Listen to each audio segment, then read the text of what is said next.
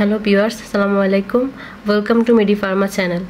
আজকে আমরা যে মেডিসিনটি নিয়ে আলোচনা করব তার নাম হচ্ছে ফসফোম্যাক্স।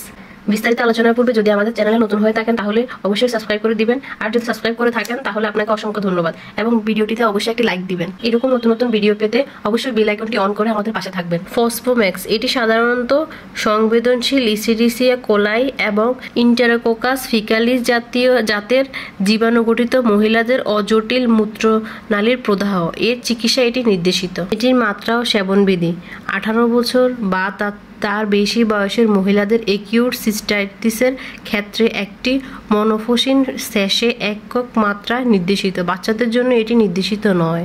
এটি প্রস্তুত করার নিয়ম: প্রথমে 100 মিলি পরিশোধিত পানি একটি গ্লাসে ঢালুন, তারপর একটি স্যাশে থেকে সবটুকু উপাদান পরিশোধিত পানির সাথে যোগ করে ভালোভাবে মিশিয়ে নিন।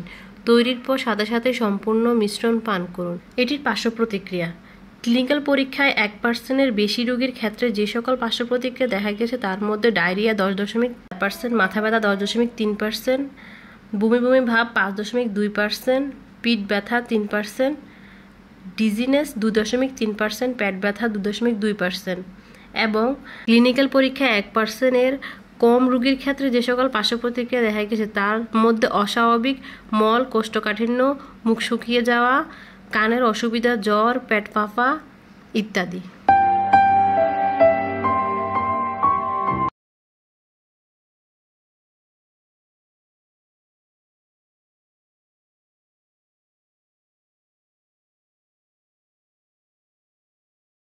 গর্ভাবস্থায় এবং স্তন্যদানকালে অবশ্যই ডাক্তারের পরামর্শ অনুযায়ী ব্যবহার করবেন।